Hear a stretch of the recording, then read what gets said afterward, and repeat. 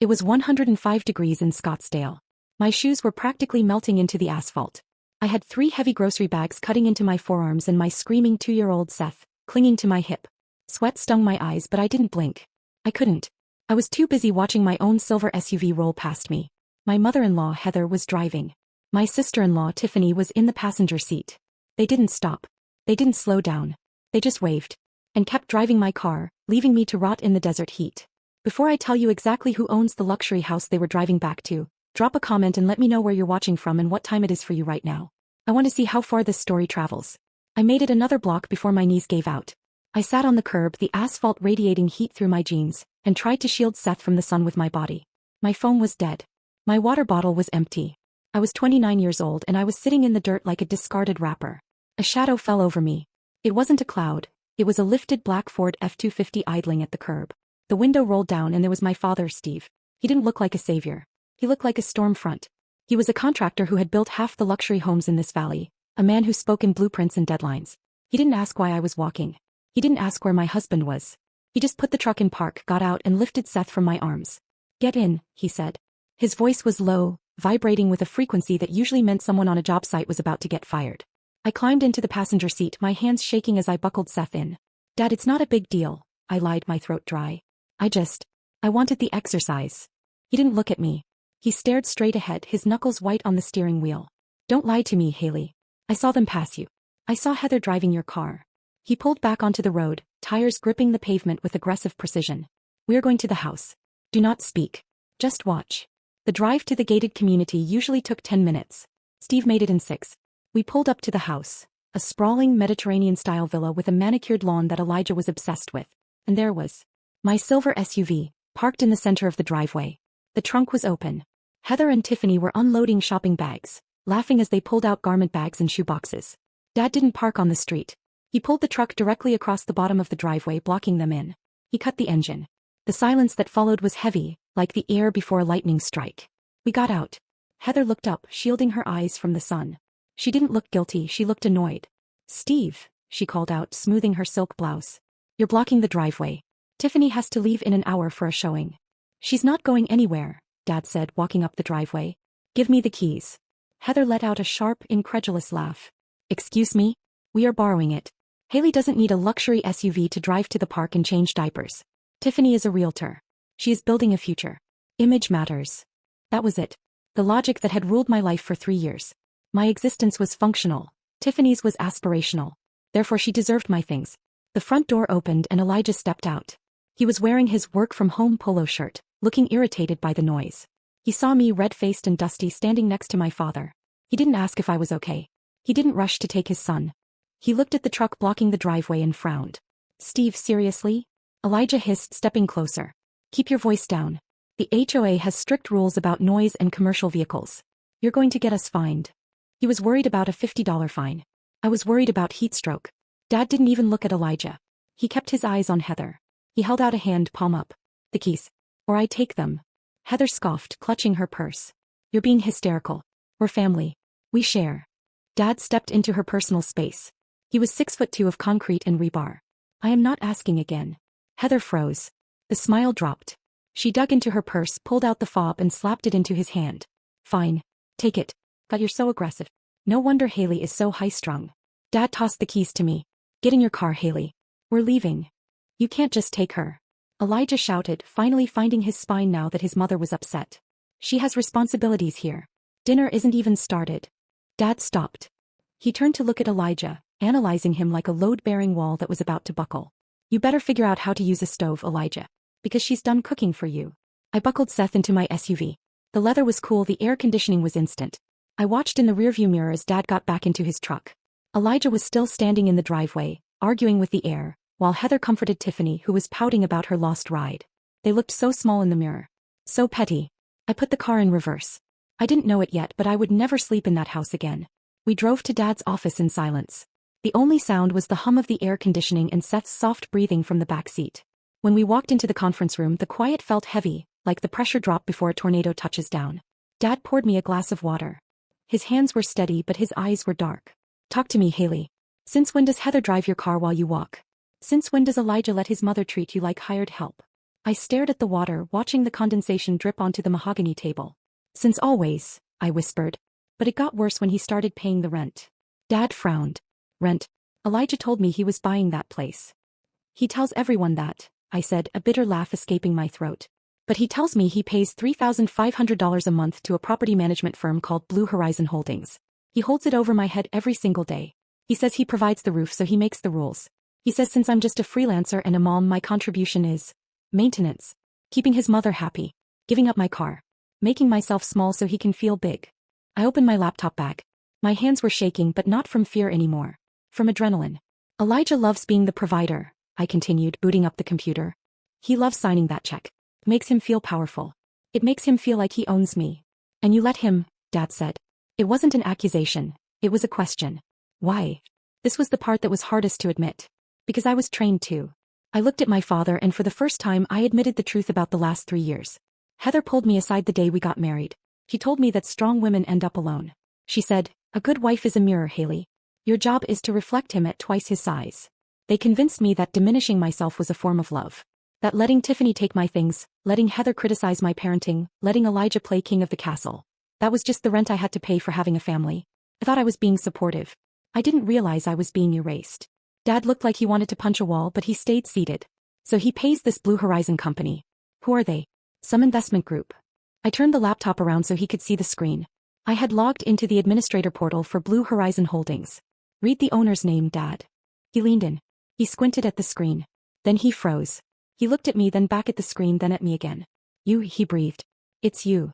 I am Blue Horizon Holdings, I said, the words tasting like cold iron. Grandma left me the inheritance 3 years ago. I bought the house cash. I put it in an LLC because I knew about Heather's gambling debts. I knew if she found out I had money, she'd guilt Elijah into draining me dry. So I hid it. I made myself the landlord. Does he know? No. He thinks he's paying a faceless corporation. Every month he writes a check for $3,500. He throws it on the counter and tells me to make sure it gets mailed. And every month I deposit it into a high-yield savings account for Seth. Dad sat back, a slow, terrifying grin spreading across his face. You own the house. You own the roof they're sleeping under. I do. And they just kicked you out of it. They did. I looked at the ledger on the screen. 3 years of payments.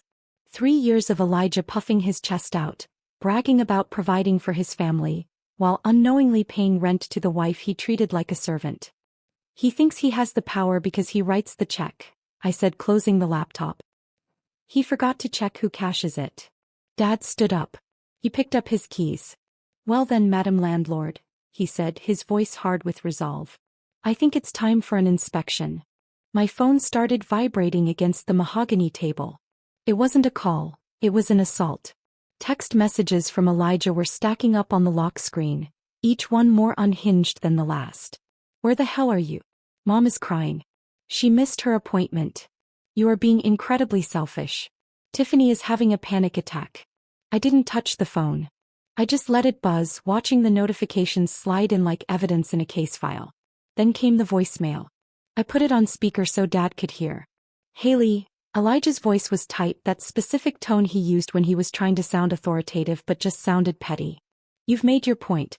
You embarrassed my mother. You ruined Tiffany's afternoon. I hope you're happy. But if you aren't back here in 30 minutes with the car, don't bother coming back at all. I'm calling a locksmith. We're changing the locks. You're done here. The line clicked dead. The silence in the conference room was absolute. Dad looked at me, his eyebrows raised. He's going to change the locks? On my house, I said, the absurdity of it settling in my chest. He's going to lock me out of the property I bought. Check the accounts, Dad said. His voice had lost the anger. Now it was just cold, hard business. If they think they own the car and they think they own the house, I guarantee they think they own your money too. I felt a cold prickle of dread at the base of my neck. I opened a new tab on my laptop. I logged into the joint checking account, the one I kept for household groceries and utilities, the one I deposited a small allowance into every month to keep up the appearance that I was just a struggling freelancer. I stared at the balance. $4.12. It's gone, I whispered. There was $3,000 in there yesterday. It's gone. I clicked on the transaction history. Transfer to H. Miller. Heather. She had drained it an hour ago. Probably the moment Steve blocked the driveway. She saw the ship sinking and grabbed the lifeboats. Dig deeper, Dad commanded. My hands were trembling as I opened my email. I searched for alert. I searched for credit. And there was a notification from a credit monitoring service I had signed up for years ago and forgot about. It was dated 3 days ago. New account opened. Platinum Visa signature. Credit limit, $75,000. Current balance, $65,400. I clicked the link. I verified my identity with shaking fingers. The screen loaded and the room seemed to tilt. Dad, I choked out. He came around the table to look at the screen. The card had been opened in my name. My social security number. My credit history. But the billing address was listed as Tiffany Miller. And the transaction history, it was a single charge. Bella Sposa Bridal Salon, $65,400. Tiffany's wedding dress, I said, my voice sounding hollow like it was coming from someone else. And the venue deposit. They put it on my credit. They stole your identity, Dad corrected. He pointed at the screen, his finger hovering over the transaction. Heather didn't just borrow your car, Haley. She used your social security number to fund her daughter's wedding. That isn't a family dispute. That is a felony. I stared at the numbers. $65,000. They had looked at me, the woman scrubbing their floors, cooking their meals, walking in the heat, and decided I was nothing more than a resource to be harvested. They didn't just want to erase me, they wanted to consume me. The tears dried up instantly. The fear evaporated. In its place, something cold and sharp clicked into place. It was the feeling of a steel trap snapping shut. They want to change the locks? I said, looking up at my father. That's what he said. I reached for my phone. I didn't call Elijah. I didn't text him back. Let's go, I said, standing up. I need to stop by the police station first. I wiped my face with the back of my hand. The tears were gone. They had evaporated in the heat of that police station, replaced by something colder and much more useful. Dad, I said, my voice steady. Call the locksmith. Tell him we need a full rekey at 804 Pinnacle Drive. Tonight. Dad didn't ask questions. He just pulled out his phone. I opened my laptop again. I didn't log into my personal email or my social media. I logged into the secure server for Blue Horizon Holdings. I pulled up the lease agreement Elijah had signed 3 years ago, the one he had puffed his chest out while signing, bragging about how he negotiated the terms. I scrolled past the pet deposits and the HOA addendums until I found it. Section 24, Paragraph B. Immediate termination of tenancy. The landlord reserves the right to terminate this agreement effective immediately if the tenant or any guest of the tenant engages in criminal activity on the premises or utilizes the premises to facilitate a felony. Identity theft. Credit card fraud. Grand theft auto. They hadn't just broken my heart, they had broken the lease. I opened a new document. I typed the header. Notice of immediate lease termination. I filled in the details. I cited the police report number I had just filed for the credit card fraud. I didn't sign it, Haley. I signed it, H. Bennett, Property Manager, Blue Horizon Holdings. I hit print. The sound of the printer whirring to life was the most satisfying thing I had heard in years. Ready? Dad asked, hanging up. Ready. We drove back to the house, my house. The lights were on. Through the front window, Heather sat on my sofa with a glass of wine. Tiffany laughed at her phone, and Elijah paced like he owned the place. They had threatened to lock me out. Now they were drinking in the living room I paid for. Dad shut off the engine and handed me the folder. Want me to knock? No. I pulled the master key from my pocket. Landlords don't knock when there's a crime in progress. I unlocked the door and walked in without hesitation. The room froze. Heather dropped her glass. Red wine spilled across the white rug. What the hell? Elijah shouted. How did you get in? I said nothing. I set the eviction notice on the table. You're being evicted. Effective immediately. He laughed until he read the signature. I am Blue Horizon Holdings, I said, placing the deed beside it. I bought this house 3 years ago. Every rent check you paid came to me. The color drained from his face. Heather tried to protest until I laid out the police report. You stole my identity. $65,000. The police are on their way. She panicked, smashed a vase, tore her blouse, scratched her arm and called 911, screaming that I was attacking her. Dad calmly pointed to the blinking blue light in the corner. Cameras. Audio and video. You're live. When the police arrived, they watched the footage. 5 minutes later, Heather was in handcuffs. Afterward, I had Elijah removed for trespassing. The locks were changed. The house went quiet, not tense, just peaceful. Later, Elijah texted asking to come home and discuss rent. I replied once. Your lease has been terminated due to criminal activity. Contact my attorney. Then I blocked him. I stood by the window, my son asleep down the hall, the deed secured, my future intact. I didn't lose a husband. I lost a parasite.